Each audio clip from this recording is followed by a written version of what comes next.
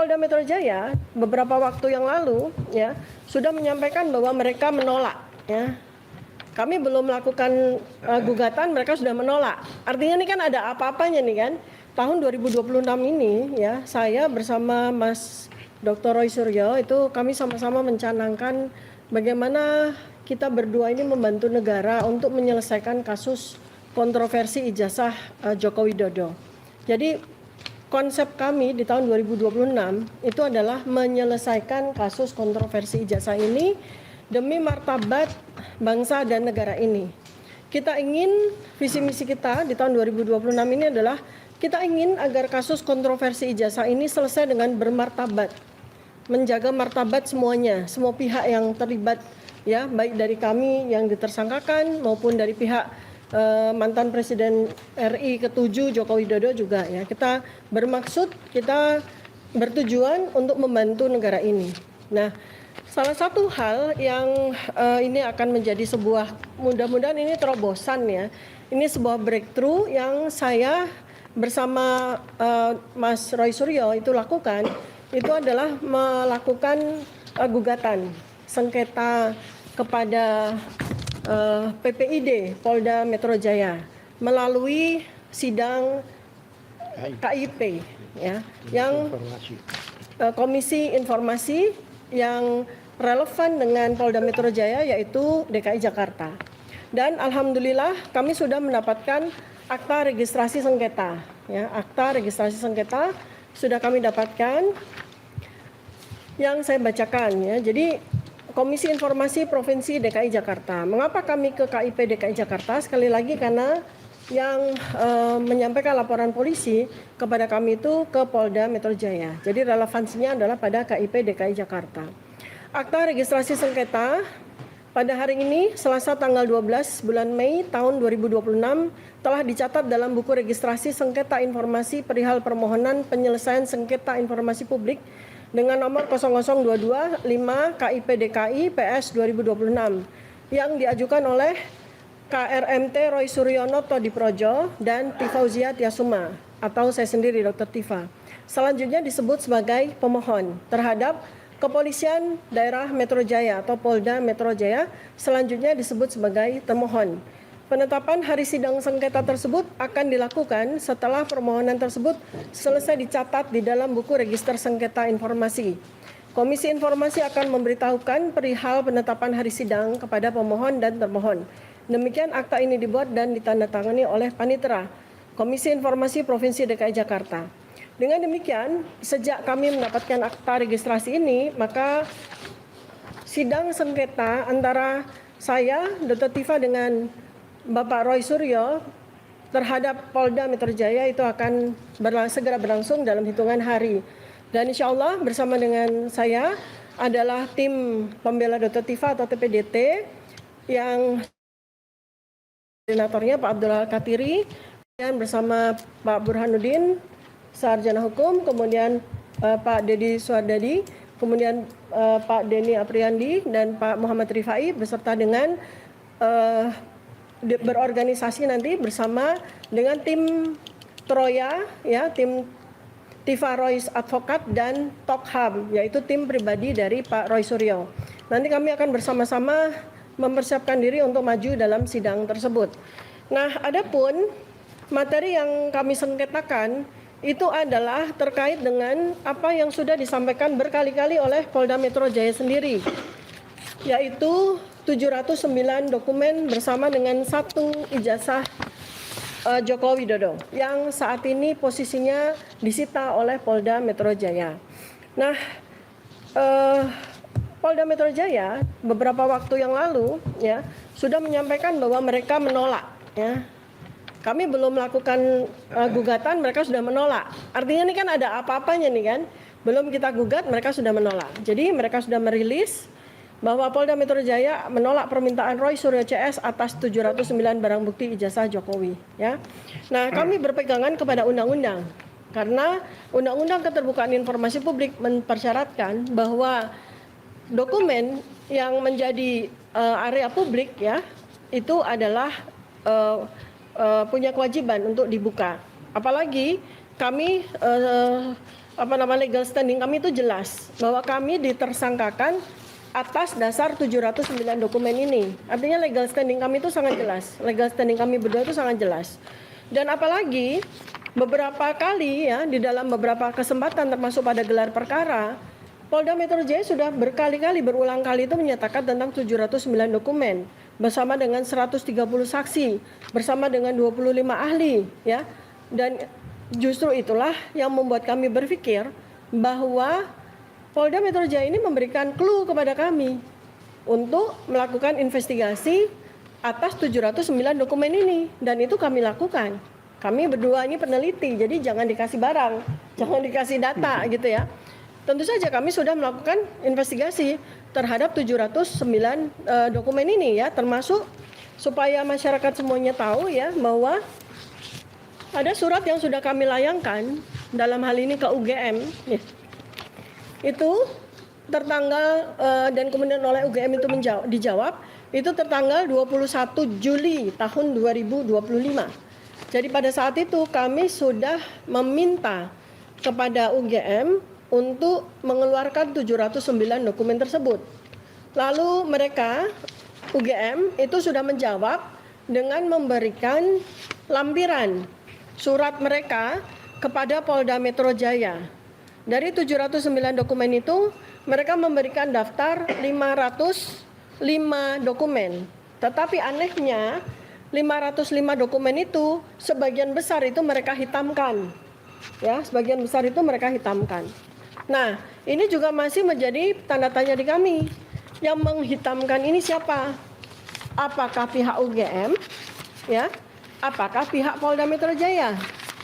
Ya, artinya ini mereka sebetulnya adalah mengikuti undang-undang tetapi hanya sebagian. Nah, ini kan sesuatu yang sangat aneh sekali lagi.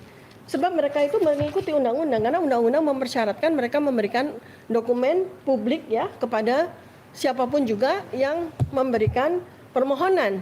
Tetapi anehnya adalah sekali lagi mereka memberikannya sepotong-sepotong. Karena sebagian besar dari dokumen tersebut mereka hitamkan. Nah, ini nanti pada sidang KIP itu sebagaimana yang sudah terjadi dan sudah sukses ya, yaitu seorang ilmuwan administrasi publik bernama Pak Dr. Bonatwa Silalahi bersama juga ada tim Bonjowi ya yang dimotori oleh Dr. Leoni Lydia ya, seorang ahli IT. Itu juga sudah melakukan hal yang kurang lebih sama tetapi dengan konsep yang berbeda. Tujuan mereka adalah ijazah ya. Dan kemudian mereka diberikan keberhasilan yaitu ijazah itu keluar kan gitu ya. Nah, sekarang untuk kami sendiri kepentingan kami berdua, saya dan Mas Roy Suryo adalah 709 dokumen ini. Ya, 709 dokumen ini dan analoginya adalah kalau Pak Dr. Bonatwa Silalahi, Ibu Dr. Leoni Lydia dan kawan-kawan Bonjowi itu mendapatkan hak wewenang sebagai warga negara untuk mendapatkan dokumen yang mereka minta, maka tentu saja di sini pun analogi akan berlangsung. Sehingga kami pun juga insya Allah demi kepentingan masyarakat, demi kepentingan bangsa dan negara ini kami akan bisa mendapatkan 709 dokumen yang ditolak oleh Polda Metro Jaya. Nah, oleh karena itu maka kami maju kepada sidang sengketa KIP ini. Dan tujuannya adalah mudah-mudahan dengan cara ini maka kita bisa bersama-sama menyelesaikan kasus ini dengan cepat. Karena sebagaimana juga yang sudah saya sampaikan juga pada salah satu sosial media di X saya sampaikan bahwa kunci penyelesaian kasus kontroversi ijazah ini terletak pada 3C. Ya, 3C. Clean, clear, credible. Ya. Jadi clean dokumen, ya. Clear prosedur dan credible saksi dan ahli. Kredibilitas saksi dan ahli. Dan itu yang akan kita kejar sampai kasus ini selesai, ya. Nah, pada kasus sengketa yang nanti akan kami majukan pada sidang KIP ini kita berhubungan dengan clear dokumen, ya. Jadi dokumen yang 709 dokumen ini harus clear betul. 709 dokumen ini harus clear betul. Maka pada tahapan pertama yang kami minta, jadi kami akan step by step ya, bukan langsung begitu aja. Jadi tahap pertama yang kami minta pada sidang tersebut adalah daftar 709 dokumen tersebut. daftar 709 dokumen tersebut sebagaimana yang sudah kami minta kepada UGM dan diberikan daftar tetapi dihitamkan ini.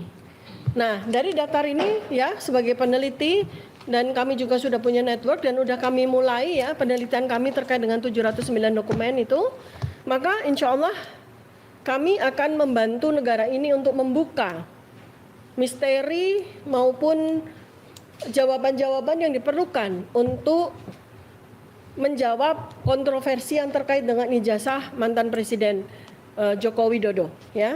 Itu. Lalu berikutnya sebelum nanti kepada para PH, saya sampaikan bahwa sesungguhnya permintaan kami itu tidak mengada-ada. Satu, jelas ada undang-undangnya, ya nanti Pak Al-Katir akan sampaikan undang-undangnya. Kedua adalah hak kami sebagai tersangka. Jelas sekali kami punya legal standing. Kedua adalah hak kami sebagai warga negara yang mendapatkan perlindungan undang-undang keterbukaan informasi publik. Ya. Kemudian yang ketiga adalah kita semua 280 juta rakyat Indonesia ini sudah tersandera semua dengan kasus ijazah ini. Ini di luar dari persoalan kriminalisasi atau ancaman pidana dan segala macam. Yang itu pun juga sudah kami lakukan penelitian ya dan kami juga sudah bisa menjawab dalam hal itu. Nah, tetapi dalam kasus ini maka kita nomor satu itu akan melakukan clearing terhadap dokumen ini. Kita akan membuat dokumen ini sejernih mungkin, sebenar mungkin ya. Termasuk pertanyaan-pertanyaan yang sudah kami siapkan. Andai kata memang nanti Polda Metro Jaya bersikeras ya, artinya atau pihak Joko Widodo bersikeras untuk membawa kasus ini ke sidang pengadilan, kami dengan senang hati akan menyampaikan hasil penelitian kami terkait dengan 709 dokumen. Dan pertanyaan-pertanyaan yang akan kami sampaikan kepada Pak Joko Widodo. Pertanyaan-pertanyaan yang akan kami sampaikan kepada semua institusi yang terlibat di dalam polemik ijazah ini, ya. Bukan hanya UGM, tetapi juga sekolah SMA-nya, SMP-nya, SD-nya, murid-murid yang ada di sana, guru-gurunya, dosen-dosen, tendik, orang-orang yang mengaku sebagai teman-teman Pak Joko Widodo mulai dari teman SD, SMP, SMA, kuliah, tetangga, keluarga, dan semuanya kami sudah persiapkan dan kami sudah tahu jawabannya. Karena investigasi kami, penelitian kami sudah cukup lengkap terkait dengan 709 dokumen ini. Nah, oleh karena itu sebetulnya awal mulanya ya, kenapa kami melihat bahwa kasus ini harus dibantu nih oleh kami para peneliti untuk selesai. Sebab sebetulnya clue dari 709 dokumen ini ya, masyarakat Indonesia supaya tahu, clue-nya itu adalah pada tanggal 22 Mei 2025. Clue-nya di situ. Karena pada saat itu adalah konferensi pers yang dilakukan oleh Bareskrim ya, Mabes Polri dalam upaya untuk menghentikan dumas aduan masyarakat dari TPUA. Mereka mengadakan konferensi pers dan mereka mempresentasikan setidaknya 55 dokumen dari 709 dokumen yang saat ini ada di Polda Metro Jaya ya.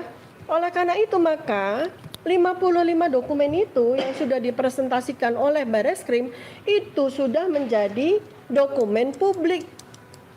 Nah, dengan demikian maka 664 sisanya itu pun juga seharusnya menjadi dokumen publik. Ya,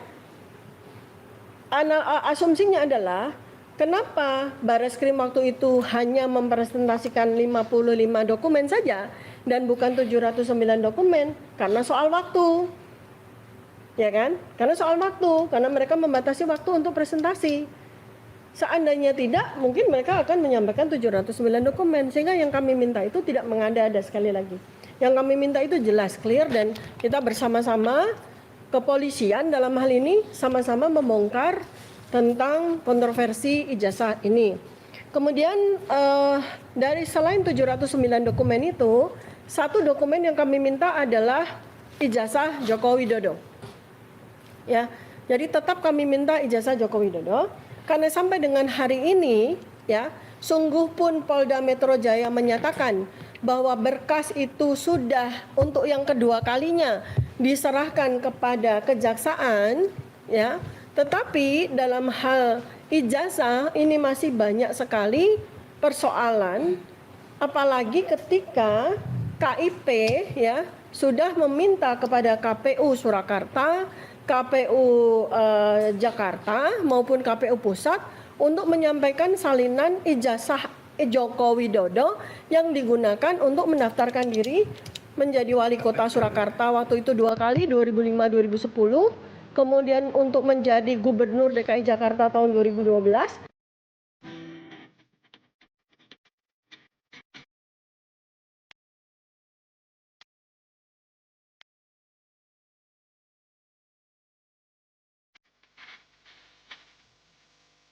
Kan versi dari kader PSI yang namanya Dian Sandi ya, saya mengesampingkan karena itu bukan, saya anggap itu bukan fakta. Yang saya perhatikan, yang saya jadikan sebagai sebuah evidence ya, atau data ya, itu adalah pertama adalah versi ijazah yang dikeluarkan oleh UGM sendiri secara resmi. Dikeluarkan waktu itu oleh Dekan Fakultas Kehutanan UGM tahun 2022 bulan Oktober. Kemudian setelah itu adalah dokumen yang disampaikan, 2 dokumen yang disampaikan ya, 2 jenis loh ini, 2 versi ijazah yang disampaikan oleh Bareskrim. Versi pertama adalah versi yang ditampilkan di layar ya, di layar. Ini versi pertama dan ini versinya beda. Dan kemudian versi kedua yang ditampilkan di pojok yang dipegang oleh kerabat dari Joko Widodo. Ini juga versinya beda. Selain itu tambahan lagi adalah versi ijazah yang dikeluarkan oleh KPU. Ini adalah versi salinan dari yang diterima oleh Pak Bonato Asilalahi. Nah, inilah yang membuat kami bersemangat sekali ya untuk menyelesaikan kasus kontroversi ijazah Joko Widodo karena kami sudah mendapatkan jawabannya ya. Nah, jadi itu yang pertama kali untuk saya sampaikan kepada masyarakat Indonesia melalui media-media yang hadir ini adalah bahwa kami sekarang di tahun 2026 akan melakukan sebuah breakthrough atau terobosan, yaitu kami melakukan sengketa kepada Polda Metro Jaya dalam kaitan dengan 709 dokumen. Dan insya Allah apa yang kami lakukan ini bukan hanya sekedar untuk membebaskan kami dari belitan kriminalisasi yang tak berujung seperti sekarang, bukan, tetapi betul-betul demi martabat bangsa dan negara ini, serta menjaga marwah dari keadilan berdasarkan undang-undang negara yang kita cintai itu ya. Kemudian yang kedua ya, ini mau dibahas dulu tentang ini pasal-pasal atau langsung? Pasal-pasal. Oke. Yang kedua adalah tentang bahwa pada tanggal 30 Maret ya, saya termasuk saya itu menerima salinan ya, menerima